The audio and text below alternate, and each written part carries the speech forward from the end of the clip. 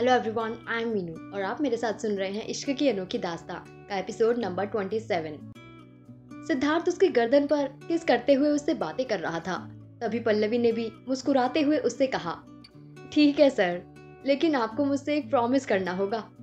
ये सुनकर सिद्धार्थ ने पूछा, कैसा प्रॉमिस माय लव? पल्लवी ने जवाब देते हुए कहा, आप मुझसे प्रॉमिस करो कि आप उससे जेलस होकर उसके साथ कुछ गलत नहीं करोगे। सिद्धार्थ ने सरप्राइज होते हुए कहा, क्या मतलब है इसका? मैंने तो कभी एक मक्खी को भी चोट नहीं पहुंचाई है। उसकी ये बात सुनते ही पल्लवी को हंसी आ गई और उसने धीरे से हंसते हुए कहा, तुम उसे कुछ नहीं करोगे सिद्धार्थ, मुझे पता है तुम क्या कर सकते हो, इसलिए कह रही हूँ कि तुम उसे हर्ट मत करना, समझे? सिद्धार्थ ने पल्लवी का चेहरा अपनी तरफ घुमाया और उसकी आंखों में देखते हुए कहा, अगर वो तुम्हें हर्ट नहीं करेगा तो मैं उसे बिल्कुल भी हर्ट नहीं करूंगा माय लव। उसके ऐसे कहते ही पल्लवी के होठों पर एक मुस्कान की लहर दौड़ गई, जिसे देखकर सिद्धार्थ ने उसके होठों पर अपने होठों को रखा और उसे बड़ी शिद्दत से चूमने लगा और फिर वो दोनों एक दूसरे के होठों को चूमने में बिजी हो गए। सिद्धार्थ अभी भी उसके अर्जुन से मिलने से नाराज था, लेकिन उसने पल्लवी से प्रॉमिस किया था कि जब तक वो पल्लवी के साथ कुछ गलत नहीं करेगा तब तक वो उस कमीने को टच भी नहीं करेगा। वो इन सब बातों को फिलहाल भूलने की कोशिश कर रहा था, क्योंकि आज उसे एक इम्पोर्टेंट बिजनेस मीटिंग अटेंड करनी थी। इसलिए उसने जल्दी से अपनी डेस्क क्लियर की और ऑफिस से निकल गया। उसकी आज की मीटिंग एक होटल में थी, जहां उसे वक्त पर पहुंचना था और उसके पास अब बस कुछ ही मिनट रह गए थे, इसलिए वो जल्दी से वहां पहुंच गया। पल्लवी और अर्जुन आज फिर डिनर पर गए थे। इस बार अर्जुन उसे ये बता रहा था कि वो अनिका से शादी क्यों कर रहा है, और अर्जुन ने उसे ये भी बताया कि ये सिर्फ एक स्मार्ट बिजनेस डील है और वो अपनी कंपनी के लिए अपने प्यार को भी दांव पर लगा सकता है। उनका लंच भी लगभग खत्म हो गया था।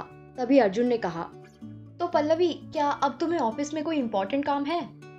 उसका ये सवाल सुनकर पल्लवी ने गर्दन हिलाते हुए जवाब दिया, नहीं नहीं, मैंने आज का काम कर लिया है, अब तो मैं ऑफिस जाकर कल का काम करूंगी। फिर अर्जुन ने धीमी आवाज में कहा, तो फिर क्या मैं तुम्हें तुम्हारे ऑफिस से कहीं दूर ले जा सकता हूँ? पल्लवी ने मुस्कुराते हुए कहा, मैं सब सुन रही हूँ। तभी अर्जुन ने कहा, तो क्या तुम मेरे साथ मेरा होटल रूम देखना चाहोगी, जहाँ मैं आज रात में रुकने वाला हूँ? वो आज मेरी लेट नाइट एक मीटिंग है, इसलिए घर वापस जाने के बजाय मैंने होटल में ही रात में रुकने का सोचा है। पल्लवी ने मुस्कुराते हुए जवाब दिया, ये प्लान तो बहुत अच्छा है, मैं तुम्हारा रूम भी देख लूंगी और इसी बहाने तुम्हारे साथ थोड़ा टाइम और स्पेंड कर पाऊंगी और फिर घर चली जाऊंगी, लेकिन मुझे कॉल करना होगा। ये सुनकर अर्जुन ने कहा, ठीक है। पल्लवी वहां से उठकर रेस्टोरेंट के बाहर गई और उसने एक नहीं 2 फोन किए। पहले तो उसने ऑफिस के रिसेप्शनिस्ट को फोन लगाया और ये बताया कि अब वो वापस ऑफिस नहीं आ रही है, इसलिए वो उसके ऑफिस को लॉक कर दे, और दूसरा कॉल उसने सिद्धार्थ को लगाया। उसे ये बताया कि वो कहाँ जा रही है, ताकि जब उसे घर वापस जाना हो तो वो खुद उसे वहाँ लेने आ सके। और ये फोन कॉल करने के बाद पल्लवी वापस रेस्टोरेंट के अंदर गई, लेकिन वहाँ बैठी नहीं, क्योंकि उन्हें जल्द ही होटल जाना था। उसके वहाँ जाते ही अर्जुन ने सीट से उठते हुए उससे कहा, तुमने किसे फोन किया? सिद्धार्थ को? नहीं नहीं, मैंने रिसेप्शनिस्ट को कॉल किया था, मैंने उसे ऑफिस लॉक करने को कहा।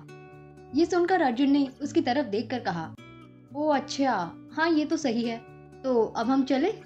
ये कहते हुए अर्जुन ने आगे हाथ बढ़ाते हुए चलने का इशारा किया। पल्लवी ने भी उसकी तरफ देख कहा, हाँ। और फिर दोनों साथ में उस रेस्टोरेंट के बाहर आकर अर्जुन की कार में बैठ उस होटल की तरफ निकल गए। अर्जुन भी बड़े ध्यान से ड्राइव कर रहा था। वो कभी बिना देखे रेड लाइट क्रॉस नहीं करता था और ना ही कभी उसने अपनी कार की स्पीड ज्यादा तेज बढ़ाई, और थोड़ी ही देर में वो दोनों उस होटल में पहुंच गए। पल्लवी को भी उसके साथ इस ड्राइव में मजा आया और फिर वहां पहुंचते ही कार से उतरकर वो दोनों होटल के अंदर चले गए। पल्लवी अर्जुन के पीछे पीछे चल रही थी और अर्जुन रिसेप्शनिस्ट की तरफ चला गया। रिसेप्शन की तरफ जाते हुए पल्लवी ने उस लॉबी को चारों तरफ से देखा। वो बहुत ही खूबसूरत थी। उसने इससे पहले कभी किसी होटल में इस तरह का स्पेस नहीं देखा था। और जब वो दोनों रिसेप्शन पर पहुंचे तो अर्जुन ने वहां के रिसेप्शनिस्ट से कहा, हाय मैम, मैंने आज इस होटल में एक रूम बुक किया था। उस रिसेप्शनिस्ट ने जवाब देते हुए कहा, ओके सर, आपका नाम बताएंगे प्लीज? तभी अर्जुन ने मुस्कुराते हुए उसे अपना नाम बताया, अर्जुन कपूर। और फिर अपने कंप्यूटर में देखने के बाद उस रिसेप्शनिस्ट ने कहा, सर आप पे कैसे करेंगे? अर्जुन ने जवाब दिया, कार्ड से। पे करते ही अर्जुन और पल्लवी होटल रूम में चले गए, जहां अर्जुन कुछ ड्रामेटिक तरीके से बर्ताव करने लगा। उसने कमरे का दरवाजा खोलते ही अपने दोनों हाथ फैलाकर कहा, welcome to my humble room, जैसे कोई गले लगाने के लिए अपने हाथ फैला रहा हो। उसके बाद उसने कहा, इसे मैं अभी के लिए अपना कह रहा हूँ, इसका मतलब ये नहीं है कि मैं यहीं रहने वाला हूँ। उसकी ये बात सुनकर पल्लवी को उस पर हंसी आ गई और अर्जुन को उसकी ये हंसी बहुत पसंद थी और ये सोचने लगा कि क्या कभी सिद्धार्थ उसे इस तरह हंसा पाया होगा, क्योंकि उसने सुन रखा था कि सिद्धार्थ बहुत ही खड़ूस इंसान है। क्या वो अपनी इन हरकतों से पल्लवी और सिद्धार्थ को दूर कर पाएगा? लेकिन वो इस बात से हैरान नहीं था कि वो किसी भी आदमी को पागल बना सकती है। आज वो बहुत ही खूबसूरत लग रही थी, इसलिए अर्जुन की नजरें उससे हटने का नाम ही नहीं ले रही थी। आज वो जिस इरादे से उसे यहाँ लाया था वो उसके बहुत करीब था और शायद और करीब आ जाएगा। उसने उसे अपने असली इरादे के बारे में अभी कुछ नहीं बताया था कि वो उसे यहाँ क्यों लाया है, क्योंकि अगर वो उसे बता देता तो शायद वो उसे यहाँ आने के लिए मना कर देती। लेकिन अब वो दोनों उस कमरे में अकेले थे। पल्लवी अंदर आकर कमरे में एक काउच पर बैठ गई और वो धीरे से पल्लवी के पास गया। उसकी आंखों में पल्लवी को पाने की जो चाह थी वो दिख रही थी, लेकिन उसे अभी भी शक था कि पल्लवी उसकी आंखों में उसके प्यार को देख भी पा रही है या नहीं। आज वो कुछ ज्यादा ही खूबसूरत लग रही थी। उसे इस तरह अपने करीब आते हुए देख पल्लवी ने उसकी तरफ देखकर कहा, ये तुम क्या कर रहे हो अर्जुन? तुम ऐसे क्यों चल रहे हो? मुझे तुम्हें इस तरह देखकर डर लग रहा है। ये कहते हुए पल्लवी के चेहरे पर एक अलग मुस्कुराहट थी। उसकी इस मुस्कुराहट में उसकी घबराहट साफ नजर आ रही थी। उसे समझ नहीं आ रहा था कि क्या हो रहा है। वो कुछ देर तक अपने आप को शांत करने की कोशिश करने लगी। तभी अर्जुन उसके पास आया और उसने उसके दोनों हाथों को अपने हाथों में लेकर उसे खड़े होने का इशारा किया और वो भी उसके साथ खड़ी हो गई। और तभी अर्जुन ने उसकी आंखों में देखते हुए कहा, तुम्हें क्या लगता है पल्लवी, मैं क्या करने वाला हूँ? ये कहते हुए उसकी आंखों में एक अलग ही जुनून था जिसे पल्लवी भला कैसे नहीं देख पाती। तभी पल्लवी ने जवाब देते हुए कहा, मुझे सही में नहीं पता अर्जुन, लेकिन शायद तुम मेरे साथ डांस करना चाहते हो, है ना? पल्लवी के ऐसे कहते ही अर्जुन को हंसी आ गई। वो भला कैसे कहता कि वो समझ रहा है कि वो उस बात को नजरअंदाज करने की कोशिश कर रही है, लेकिन अब वक्त आ गया था अपने इरादे में आगे बढ़ने का। इसलिए उसने अपना एक हाथ आगे बढ़ाते हुए उसकी कमर में रख दिया और उसे अपनी तरफ खींच लिया। अर्जुन उससे थोड़ा सा लंबा था, इसलिए वो उसकी तरफ झुककर उसके होठों की तरफ देख रहा था। उसे इस तरह अपने करीब आता हुआ देख पल्लवी ने कहा, अर्जुन तुम मुझे इस तरह नहीं छू सकते हो, मैं अब शादीशुदा हूँ। ये सुनकर अर्जुन ने हंसते हुए कहा, शादीशुदा हो तो क्या हुआ? तुम्हें लगता है सिद्धार्थ को तुम्हारी कोई परवाह है? पल्लवी ने भी झट से जवाब देते हुए कहा, ऑफ कोर्स है, और तुम ऐसा कुछ मत बोलो। तभी अर्जुन ने उसकी तरफ देखते हुए कहा, खैर मुझे नहीं लगता कि वो तुम्हारी परवाह करता है। दुनिया में सिर्फ मैं ही हूँ जिसे तुम्हारी परवाह है। तुमसे रोजाना इतनी बातें करता हूँ, मैं तुमसे प्यार करता हूँ पल्लवी, और पूरे दिल और जान से तुम्हारा होना चाहता हूँ। इसलिए मुझे इस तरह रोककर मेरी मुश्किलें मत बढ़ाओ, बस मेरी बाहों में समा जाओ पल्लवी। मैं तुमसे वादा करता हूँ पल्लवी, तुम्हारा ये फैसला तुम्हारी जिंदगी का सबसे सही फैसला होगा। तभी पल्लवी ने उसे इनकार करते हुए कहा, मैं ये सब नहीं कर सकती अर्जुन, प्लीज समझा करो, अब मैं शादीशुदा हूँ, किसी और की हो चुकी हूँ। लेकिन अर्जुन भला इस मौके को अपने हाथों से कैसे जाने देता, इसलिए वो उसके और करीब जाने की कोशिश करते हुए बोला, I love you Pallavi, please मेरी फीलिंग्स को समझो। और ये कहते हुए अर्जुन ने उसकी थोड़ी को अपने हाथ से ऊपर किया ताकि वो उसकी तरफ देख सके और उसे किस करने के लिए आगे बढ़ने लगा।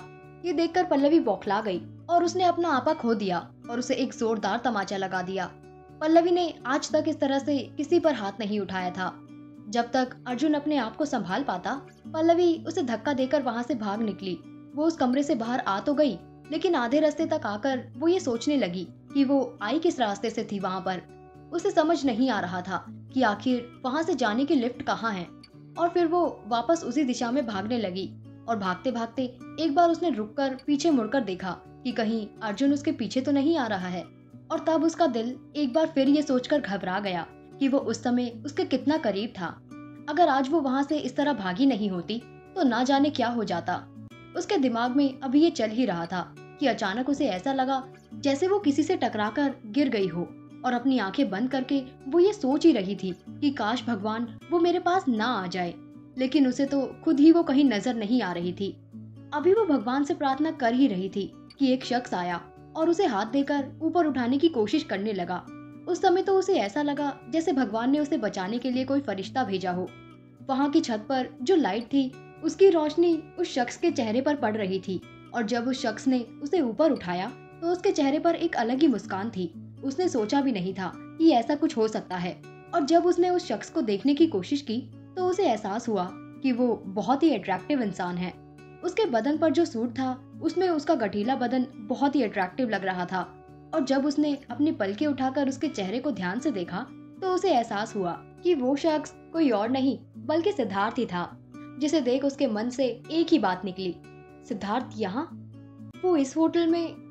वो सोच में पड़ गई कि क्या उसने अपने कोई जासूस तो उसके पीछे नहीं छोड़ रखे जिन्होंने उसे खबर दी, और वो वहां पहुंच गया। और फिर अचानक उसने इस बारे में सोचना बंद किया और अपने आप से कहा, बस भगवान यही अच्छा हुआ कि कम से कम वो वहां टाइम पर आ गया और अब उसके साथ है। यही सोचकर पल्लवी के दिल को बहुत तसल्ली हो गई, और तभी सिद्धार्थ ने उसका हाथ पकड़कर अपनी तरफ खींचा और उसे गले से लगा लिया, और कुछ ही देर में उसने उसे अपने आप से दूर करते हुए कहा, मेरी जान, हमें इस तरह सबके सामने एक दूसरे को गले नहीं लगाना चाहिए। ये कहते हुए सिद्धार्थ के चेहरे पर मुस्कान थी, और इधर पल्लवी भी जानती थी कि ऐसी सिचुएशन में भी ऐसा मजाक से सिद्धार्थ ही कर सकता है, इसलिए उसने भी मुस्कुराते हुए कहा, इसमें मेरी कोई गलती नहीं है, तुम्हारी नजर ही कुछ ऐसी है कि मैं अपने आप को रोक ही नहीं पाई। पल्लवी की ये बात सुनकर सिद्धार्थ को भी हंसी आ गई। तभी पल्लवी ने अचानक उससे पूछा, लेकिन हाँ, तुम यहाँ क्या कर रहे हो सिद्धार्थ? सिद्धार्थ ने उसकी तरफ देखते हुए कहा, सॉरी पल्लवी, मैं तुम्हें मीटिंग के बारे में बताना भूल गया था। मैं तुम्हें मीटिंग खत्म होने के बाद लेने आने की प्लानिंग कर रहा था। तुमने मेरा वॉइसमेल नहीं सुना था? पल्लवी ने हैरानी से उसकी तरफ देख पूछा, कौन सा वॉइसमेल? अच्छा चलो छोड़ो, कोई बात नहीं। तभी सिद्धार्थ ने उसकी तरफ देख पूछा, पर तुम यहाँ क्या कर रही हो पल्लवी? पल्लवी घबराई हुई थी। उसे अब रियलाइज हो रहा था कि अर्जुन उसका फायदा उठाना चाहता था, और ये सोचते हुए उसकी आंखों से आंसू भी आ रहे थे। सिद्धार्थ को भी लग रहा था कि पल्लवी घबराई हुई है, तो ये देखते ही उसने झट से पल्लवी को गले लगाया, जिसकी वजह से पल्लवी के आंसू सिद्धार्थ के सूट पर गिर रहे थे। उसका सूट जो काफी महंगा कस्टम मेड था, और उसे पता था कि वो ऐसे कई सूट बनवा सकता है और ऐसे कई सूट खरीद भी सकता है।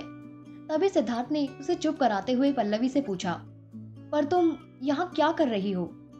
अभी भी पल्लवी ने कोई जवाब नहीं दिया, और फिर सिद्धार्थ पल्लवी को उठाकर उसके रूम में ले जाने लगा। सिद्धार्थ ने पल्लवी को रूम में ले जाकर बेड पर लिटा दिया, और उसे नींद आने पर वो रूम को लॉक करके मीटिंग ज्वाइन करने चला गया था। और फिर वो मीटिंग से जल्दी ही वापस आ गया, और जैसे ही उसने होटल के रूम का दरवाजा खोला तो पल्लवी को रूम में ना देखकर वो बहुत डर सा गया था, क्योंकि वो पल्लवी को रूम में सोता हुआ छोड़कर गया था। और फिर उसे ख्याल आने लगे, कहीं कोई चुपके से पल्लवी को लेकर तो नहीं चला गया। वैसे भी उसके बहुत से दुश्मन हैं, पर उन्हें पल्लवी का पता कैसे चला? शायद वो उसे ट्रैक कर रहे थे। ये सोचकर उसने जल्दी से कमरे के पर्दे लगाए, पर पर्दे लगाने से पहले वो रोड को देख रहा था। उसे लगा शायद उसे वहां कोई सुराग मिल जाए, पर वहां कुछ नहीं था।